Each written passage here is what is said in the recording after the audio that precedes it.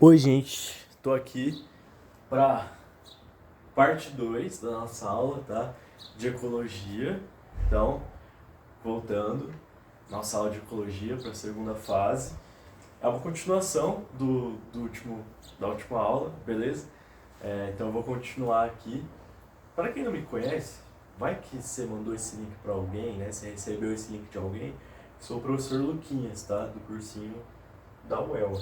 Mas vamos lá. Ó, eu queria, antes da gente fazer esse exercício, queria voltar com vocês uma questão aqui. Cadê? Aqui. Deixa eu apresentar. Calma. Tá. Vamos lá. Que eu estava falando que o aquecimento global, né, a poluição afetam o esqueleto calcário dos corais. Vamos lá. Eu achei que eu expliquei um pouquinho raso demais, um pouquinho acelerado. Eu vou dar uma explicadinha de novo aqui, tá? Então, assim, os corais são aqueles que formam os recifes de coral. Você não sabe o que é? Dá um Google aí para você descobrir. Mas forma aqueles recifes de coral lá no oceano, tá? Então são animais de água salgada. Um coral, então, é um animal, é um quinidário, beleza? Ele tem um esqueleto que é um esqueleto externo, fica por fora dele, protege ele por fora, tá? Que é um esqueleto calcário. Por que calcário? Porque é formado por carbonato de cálcio, beleza? Então é um esqueleto calcário. Vamos lá. Esqueleto calcário, então. Aí o que acontece? A gente falou que no aquecimento global tem uma grande emissão de CO2. Esse CO2, além dele ficar na atmosfera, ele entra na água, né? Entra lá na água do mar, lá no oceano. E o CO2, gente, isso aqui acontece no nosso corpo também. Essa reação do CO2 com a água. Vamos lembrar que o CO2 ele é transportado no sangue desse jeito aqui, ó. Dessa forma. Não vai o CO2 no sangue. Tudo bem, tem CO2 assim no sangue, mas normalmente, na maioria dos casos, o CO2 reage com a água e ele fica assim no sangue, tá? Aí quando vai ocorrer a troca gasosa, então quando o CO2 vai sair da nossa expiração, faz o caminho reverso aqui, ó, olha a setinha. Faz a reação inversa e daí o CO2 sai. Mas vamos lá. CO2 entrou na água, então, tem o CO2 com água reagindo, uma reação química, vai formar bicarbonato e os íons H+. Íons H+. Os íons H+, gente, vamos lembrar lá da química. Eles tornam o meio mais ácido. Então eles diminuem o pH. Então H+ torna o pH ácido. Beleza? E isso acontece na água. Beleza? Também pode acontecer no nosso corpo. Enfim, não vou entrar em fisiologia agora. Mas o H+, ele acidifica a água. A água se torna mais ácida. Essa é uma das consequências da poluição e do aquecimento global. Então tá, acidifica a água. Aí vamos voltar para os corais. Os corais são todos bonitos, coloridos, né? Mas por que eles são coloridos e bonitos? Esse esqueleto deles é branco, não tem cor.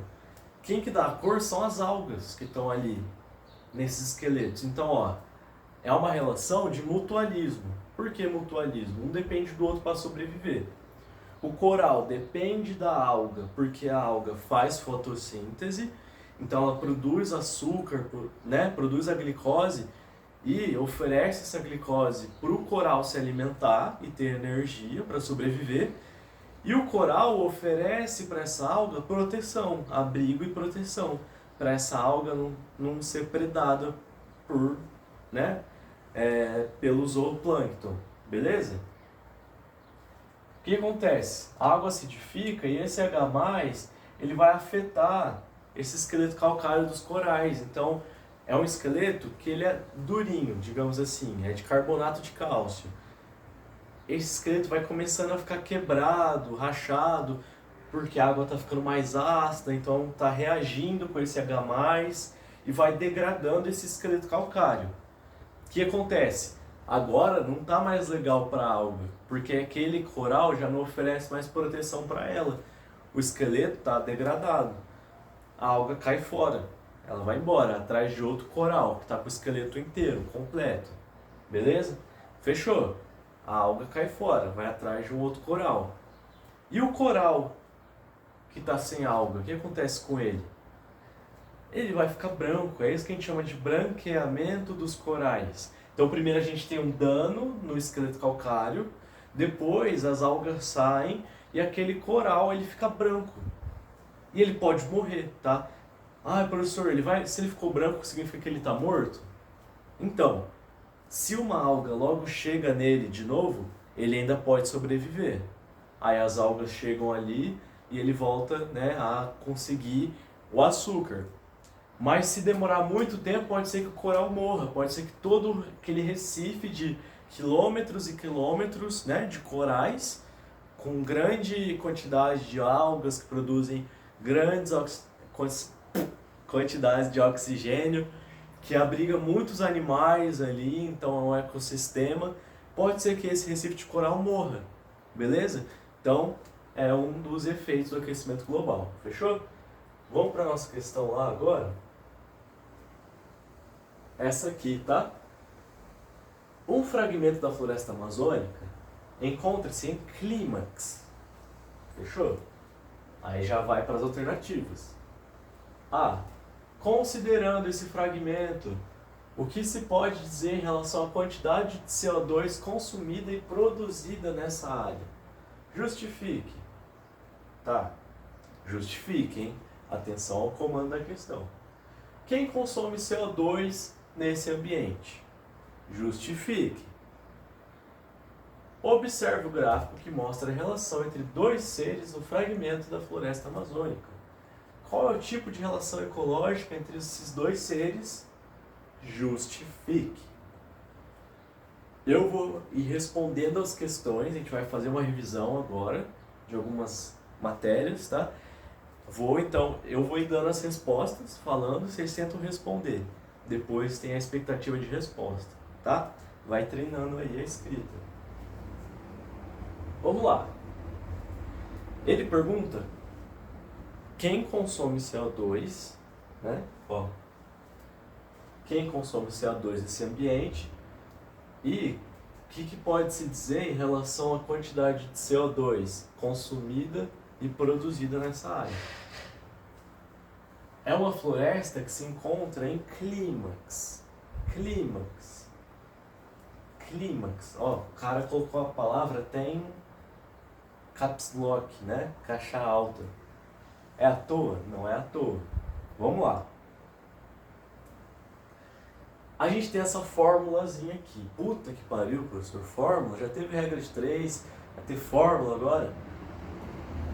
É foda. Mas calma, você não vai ter que calcular isso não, no vestibular. É só pra gente entender, tá? PPL é igual a PPB menos R. Vamos lá, o que significa esses caramba, né, de PPL? PPL é produção primária líquida. PPB é produção primária bruta. E o R é a respiração. Então vamos lá. PPB é produção primária bruta. Bruta é o tanto de produtos da fotossíntese que são produzidos. Então, ó, é o tanto de glicose produzido e o tanto de oxigênio produzido. Vamos lembrar, gente, vamos lembrar. Na fotossíntese, a planta pega CO2, pega a luz do sol e consegue produzir glicose, que é açúcar, é um carboidrato, e também consegue produzir oxigênio. Esse oxigênio ela manda de volta para a atmosfera, tá? Beleza? Lembra disso, né? Só que ela também vai precisar usar esse CO2. Lembra disso, as células precisam de oxigênio. Fechou? Então, PPB é tudo aquilo que a planta tudo aquilo que a planta está produzindo na fotossíntese. O que ela está produzindo? Glicose e oxigênio. E para isso ela tem que consumir CO2. Já responde uma das perguntas. Ela pergunta, mas quem consome CO2 e por quê? A planta consome o CO2 porque na fotossíntese ela usa esse CO2 para conseguir produzir a glicose. Então ela pega esse carbono aqui do CO2 para produzir um açúcar. E daí ela libera o O2, cai fora, O2. Beleza? Tá, vamos lá. Então, a fotossíntese consome CO2. Quem consome o CO2, essa floresta, são as árvores, por causa da fotossíntese. ppb, então, é tudo que você produz, é a produção bruta. R é de respiração. Respiração, vamos pensar em respiração celular. Respiração celular. Vamos lembrar assim, as células precisam de energia, que é daí que ocorre a respiração celular, lá nas mitocôndrias. Lembra disso? Na respiração celular, a célula pega oxigênio e glicose para produzir ATP e CO2, ok? É produzida água também, mas enfim. A planta produz então energia, a célula, né, produz energia, que é conhecida como ATP, e CO2, produz CO2 também, tá? Libera o CO2. Então a respiração, a gente está falando de respiração celular. Toda a respiração celular daquela floresta, tá? Aqui, estou falando da floresta inteira, não estou falando de uma árvore só não, estou falando da floresta em si, tá? Então a respiração é o consumo de oxigênio e glicose pelas células para obter energia. É a liberação de CO2. Então aqui é o contrário, ppb e respiração é o contrário uma da outra, por isso que é uma menos a outra. Então na ppb é tudo que eu produzi de glicose e de oxigênio, e na respiração é tudo que foi consumido de oxigênio e glicose. Então aqui eu produzo, na produção primária bruta, eu produzo glicose e oxigênio. Na respiração, que é a respiração celular, é consumido O2 e glicose. O resultado disso é a PPL, produção primária líquida.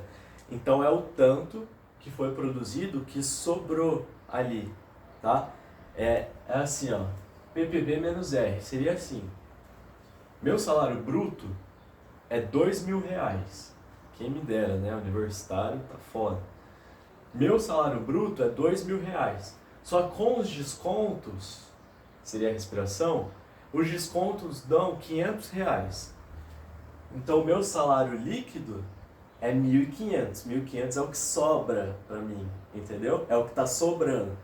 Aqui seria mais ou menos nesse sentido. Aqui é o tanto de energia e de oxigênio que eu produzi. Aqui é o tanto de energia e oxigênio que essa floresta, né, consumiu. ppl é o tanto que foi produzido e que sobrou. Então o tanto de energia, né, o tanto de glicose e de oxigênio que foi produzido e que sobrou aqui, que não foi usado pela respiração.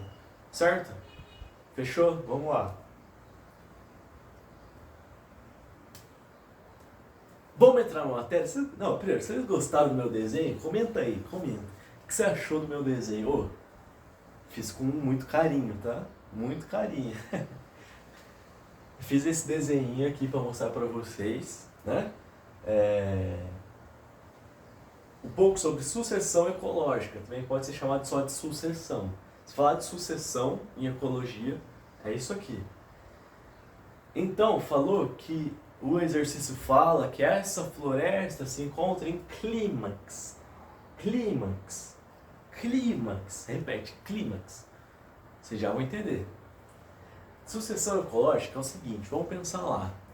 É dividido em etapas. Eu quero primeiro que vocês entendam isso aqui em cima e depois a gente olha aqui embaixo, tá? Então, por enquanto, não se preocupa com as fórmulas.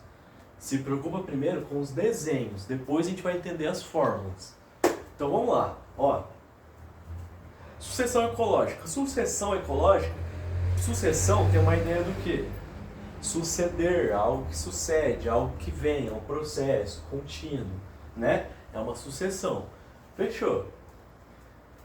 É um lugar, vamos pensar assim, sucessão é quando eu tenho um lugar que ele está ali sem vida, ou com pouquíssima vida, tá? Aí tem dois tipos de sucessão. Eu não escrevi, mas anota aí. Tem a sucessão primária, que é quando é um local que nunca foi habitado. Vamos supor, é uma rocha, assim, uma duna de areia, né? Às vezes um vulcão entrou em erupção e virou tudo rocha depois de milhares de anos. E daí começa a ter uma sucessão lá, um ecossistema, assim, sucessão primária. Sucessão secundária é em um local onde já ocorreu um ecossistema. Então assim, vamos supor, tem uma floresta, ela foi completamente desmatada, degradada, incendiada, por aí vai. E aí, o que acontece? Agora vai ter uma outra comunidade lá, vai se instalar uma nova comunidade. Aí eu tô falando de sucessão secundária, porque já teve vida lá antes. Fechou? Vamos lá. A sucessão, então, ela começa num lugar com pouca vida, pouquíssima. E daí vai chegar primeiro algumas plantas lá. Plantas e os líquens. Lembra líquen? Líquen é uma associação de fungo com alga. Fungo com alga. É o que dá aí nas árvores, tá bom? Que a alga produz faz a fotossíntese, dá esse açúcar para o fungo e o fungo em troca dá proteção para essa alga. Isso é um líquen. Então vai chegando umas gramíneas aqui, ó, uns musgos, ó, em cima dessa pedra aqui, dessa rocha, né? Eu tenho musgos, que são briófitas, eu tenho os líquens aqui. Então essa é a comunidade, lembra? Comunidade é um conjunto de indivíduos de diferentes espécies. Então comunidades são diferentes espécies vivendo juntas, no mesmo local e ao mesmo tempo. Isso é comunidade. Então a comunidade, primeiro, é a comunidade pioneira. Pioneira por quê? Porque é a que chega primeiro naquele local. Então, são espécies que a gente chama de espécies rústicas. Espécies rústicas. Por que rústico? É uma espécie forte. A lapada é forte aqui. Gramíneas, musgos, líquens, são espécies, né? São organismos que aguentam luz solar o tempo inteiro. Então, o tempo inteiro tem sol batendo ali, fica muito quente, então o solo fica muito quente, tem pouquíssimo nutriente, porque tem pouca matéria orgânica, então tem pouca decomposição, tá? Então tem pouco nutriente.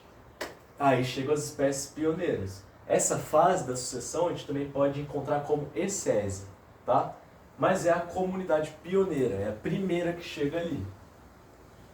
Depois a gente tem a comunidade secundária, também vocês podem achar essa fase como sendo chamada de série, tá? Série é o nome da fase, ou é a comunidade secundária, beleza?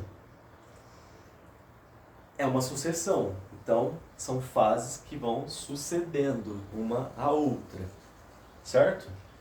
Então agora aqui não vai dar pra ver, eu acho, mas eu vou dar um zoom aqui, calma. Deixa eu ver se consigo dar um zoom.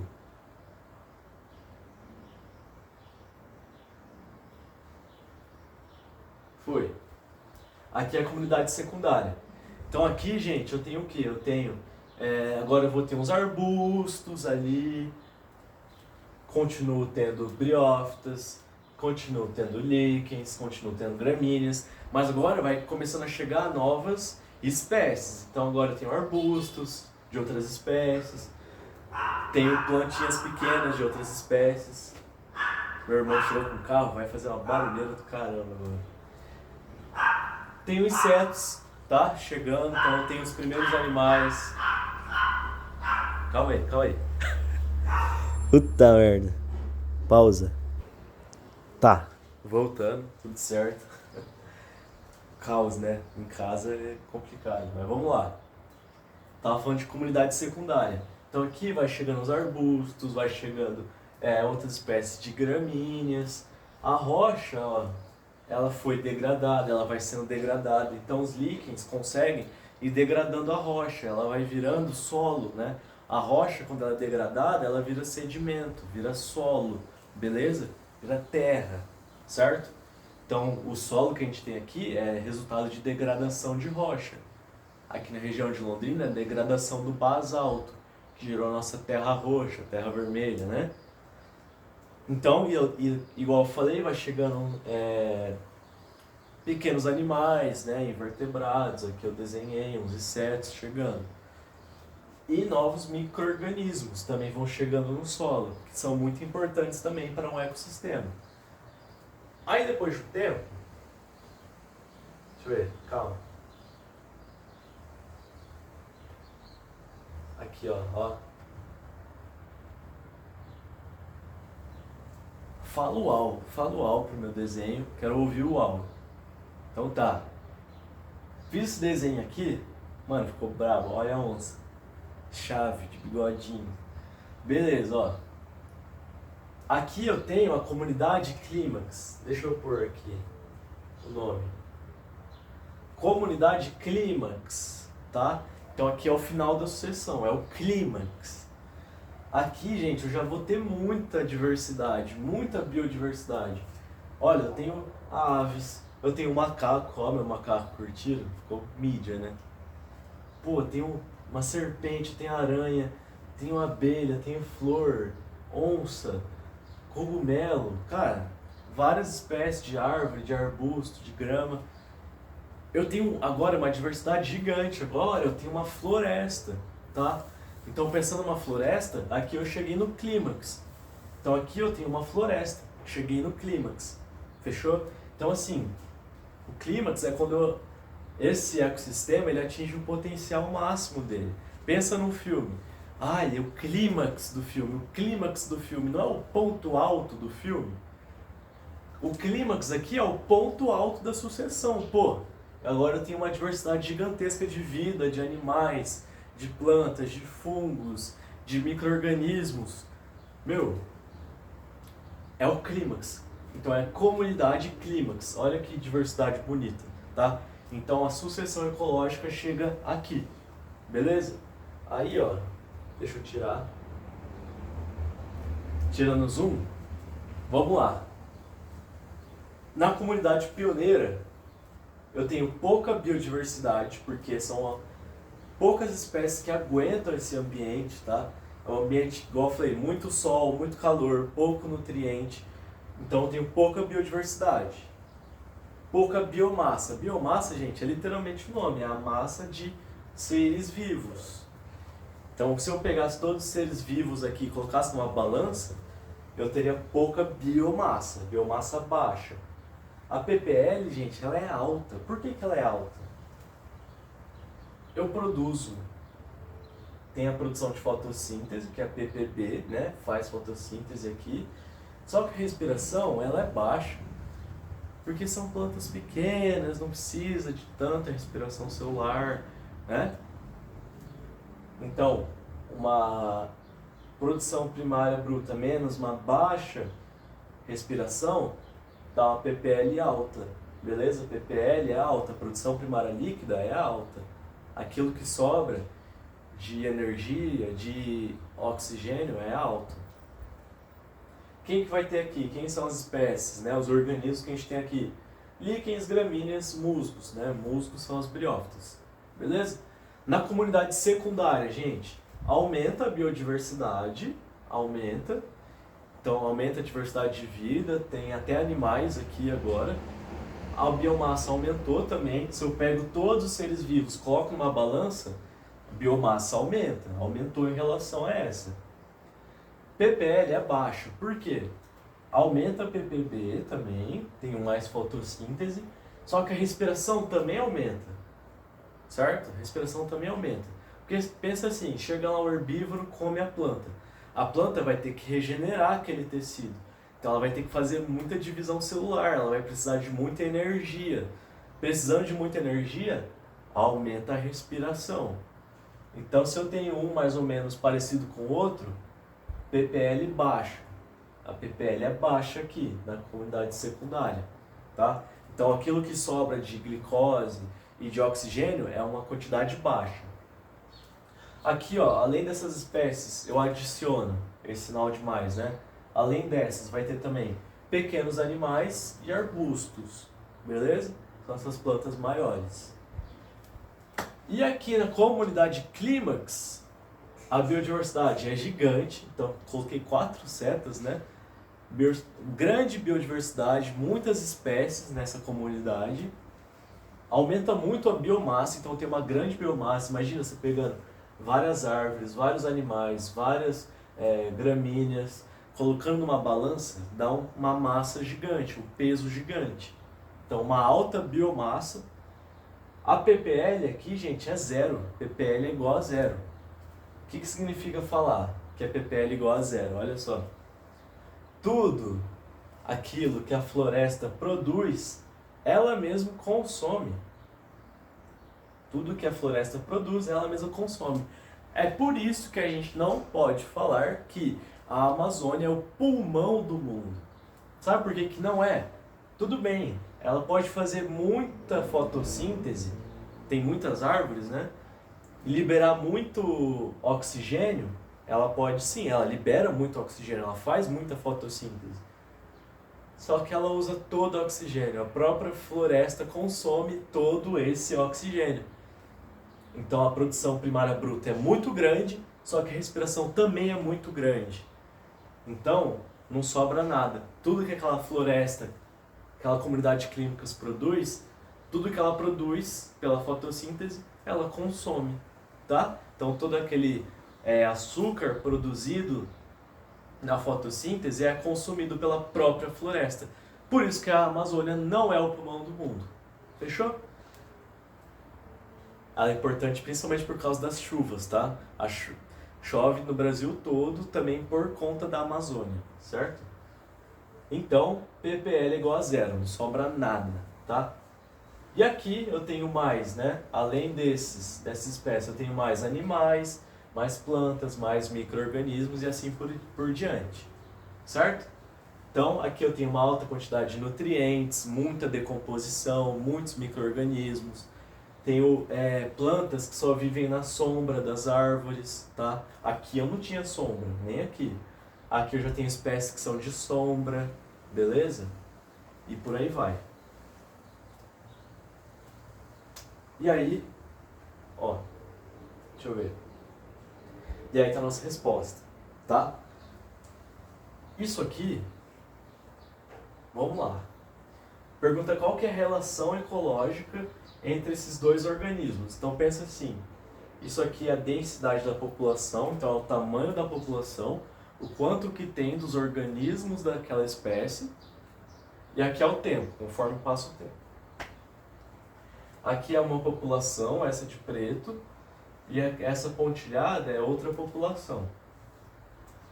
Então olha aqui, quando a população preta aumenta a população, cresce a população, a pontilhada diminui. E quando a pontilhada aumenta, a preta diminui.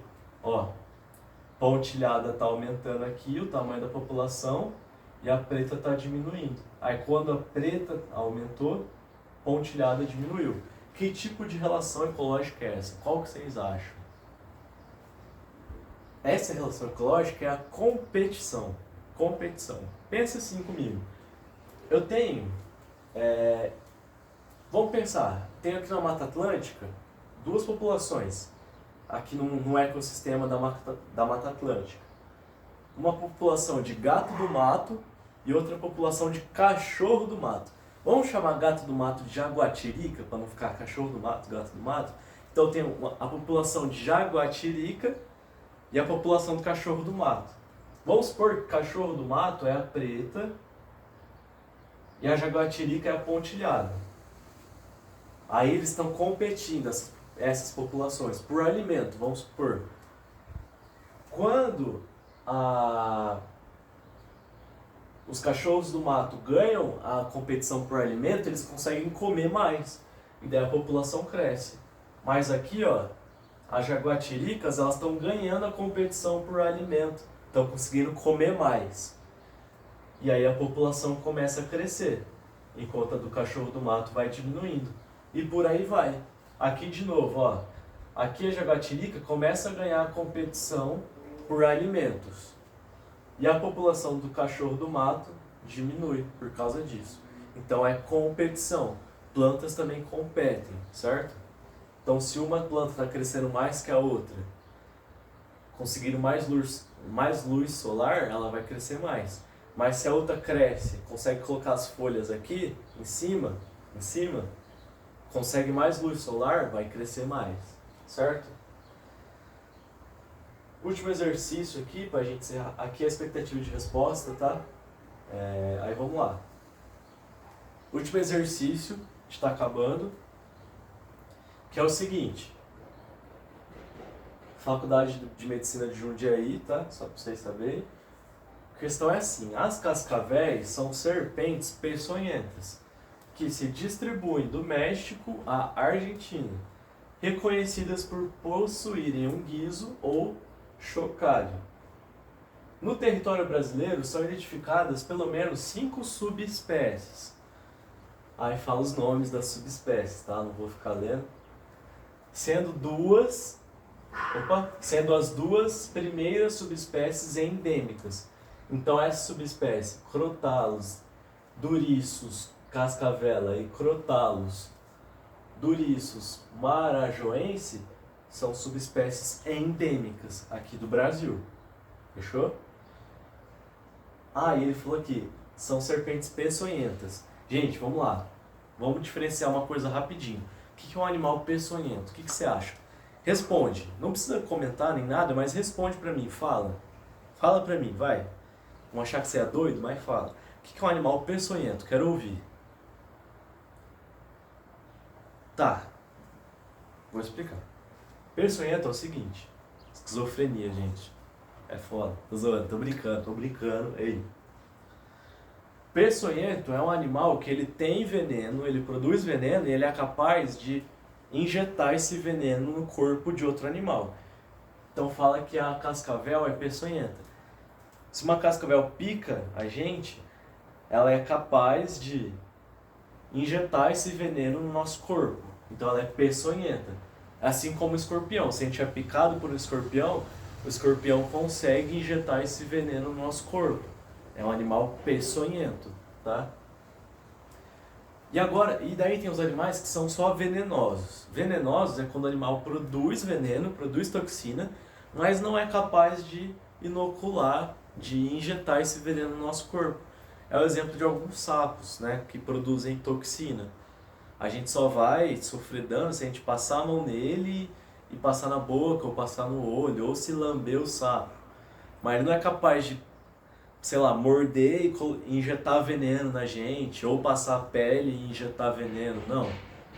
Tá? Então é um animal que é venenoso. Peçonhento é um animal que tem a peçonha, tem a toxina e é capaz de injetar no corpo. Fechou? Então vamos lá. O que são organismos endêmicos? Endêmicos. Cite um exemplo de impacto negativo para a agricultura caso uma serpente endêmica seja extinta.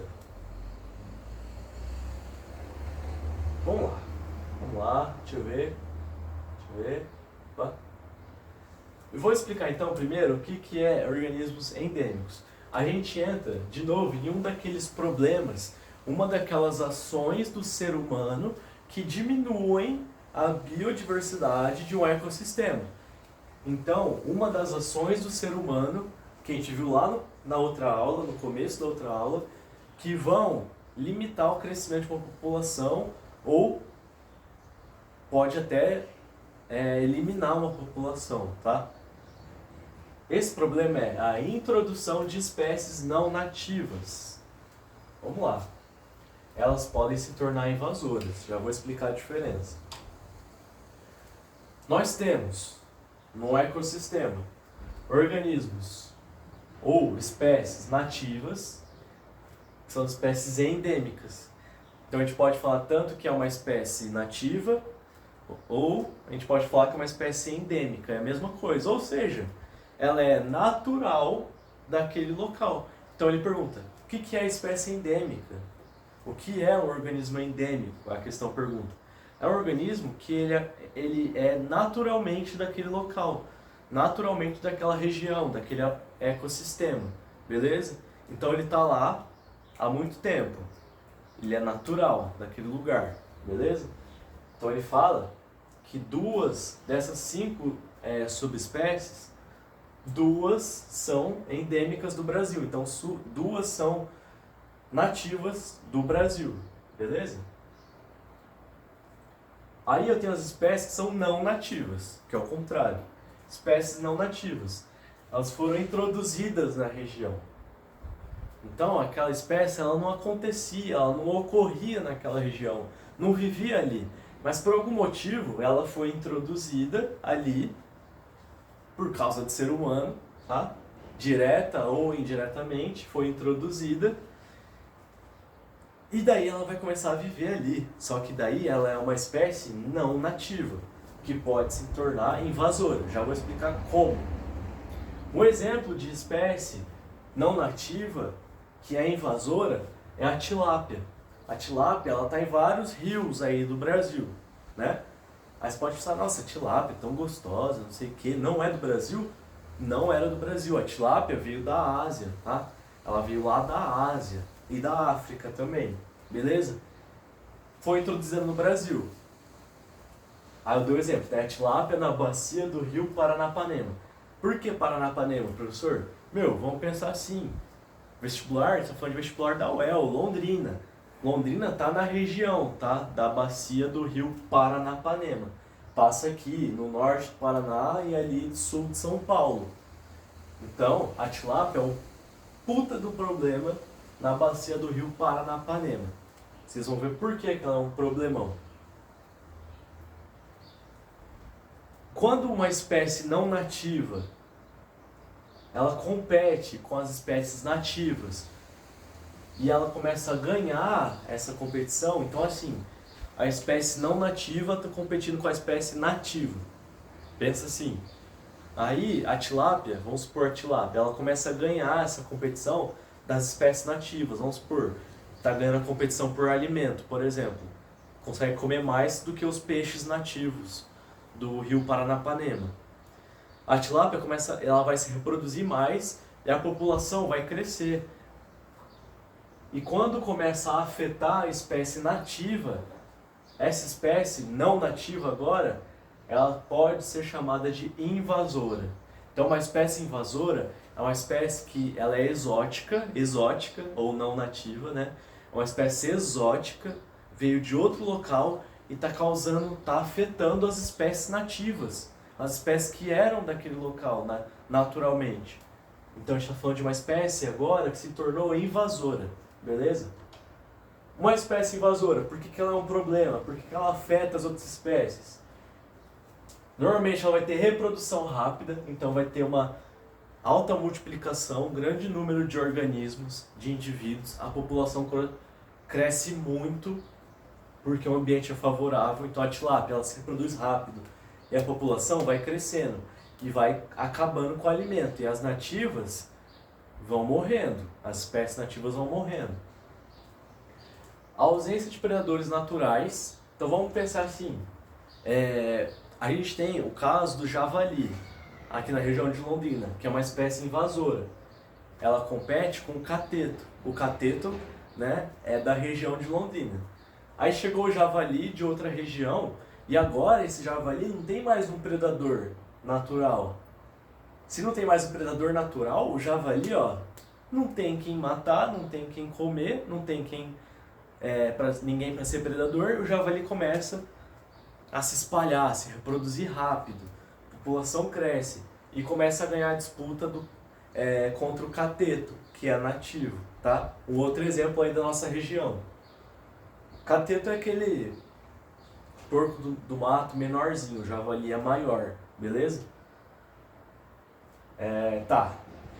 E as espécies invasoras, elas competem com as espécies nativas, igual eu falei. Ah, professor, lembra, competição é uma interação ecológica, uma relação ecológica. Compete pelo quê? Compete por habitat, então um local para morar, um território. Compete por luz, no caso de plantas, tá? Existem plantas invasoras, árvores invasoras, então às vezes elas vão crescer mais e vão roubar a luz das árvores nativas. Então vão fazer mais fotossíntese, vão crescer mais. Competição por sombra, aí seria o contrário, tá? Mas também falando de árvores, tem espécies que só crescem na sombra, e daí as invasoras competem também pela sombra. E principalmente, competição por alimento, no caso de animais, principalmente, igual eu falei, competição por água. Às vezes, num ambiente que a água é escassa, tem pouca água, a competição por água é importantíssima. Eu falo de competição por água, não é distante da nossa realidade. Pensa nas árvores. As raízes das árvores estão disputando ali água.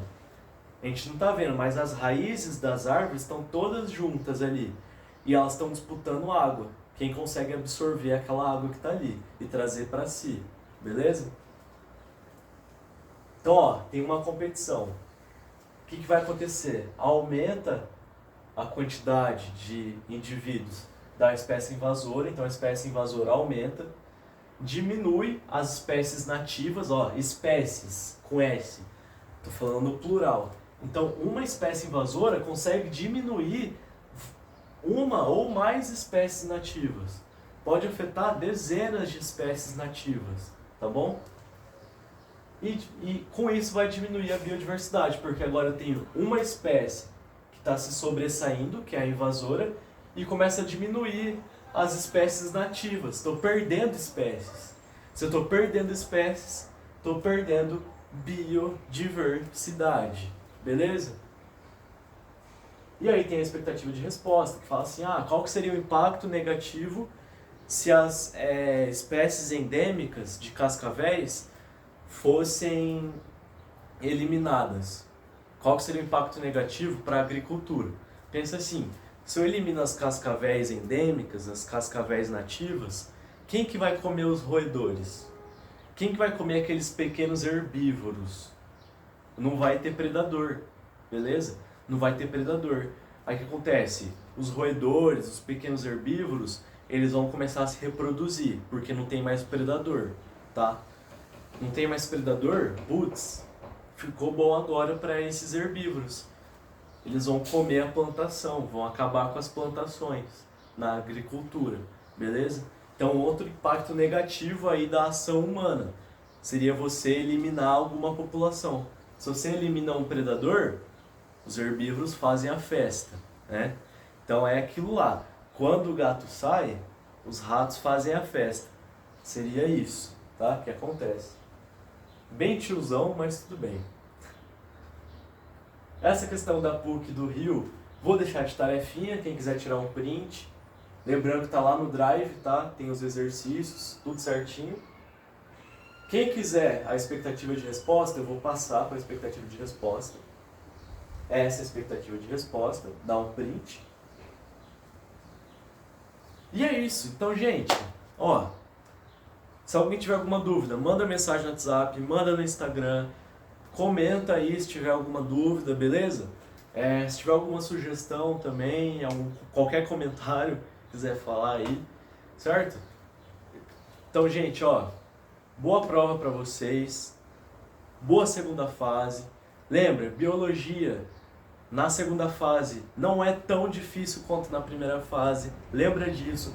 Vai tranquilo, fica tranquilo, vai tranquilo para redação, para prova de português, para as específicas. Ai, professor, eu tô com medo de zerar a específica. Olha aqui, olha no meu olho. Aqui, ó. Você não vai zerar as específicas. Eu te garanto, cara, eu juro, quer apostar comigo? Eu aposto. Não vai zerar as específicas, fica tranquilo, juro. A UEL sempre coloca uma alternativa que é fácil, uma pergunta fácil, tá? Inclusive de biologia. Boa prova para vocês, meus queridões, meus queridos, né? Cheque. Boa prova, Deus abençoe vocês, a carreira de vocês, a faculdade de vocês, porque vocês vão passar. Espero ver vocês na UEL lá, tendo aulas, porque no cursinho eu não vou ver ninguém mais, só vou ver vocês na UEL tendo aula na faculdade. E, bom, espero que eu tenha conseguido ajudar vocês, trazer um pouco da biologia para vocês. E quero falar aqui, gente, ó, vocês estão no meu coração, amo vocês. Foi muito gostoso, muito gratificante dar aula para vocês ao longo desse ano. Queria ter mais tempo, né, mas foi uma correria. E brigadão mesmo, de verdade, gente. Muito obrigado por tudo, tá? É sério, vocês estão aqui, ó. Meu peito, beleza? Boa prova, bom vestibular, confio muito em vocês e vejo vocês no aterro para a festa da aprovação em janeiro. Fechou?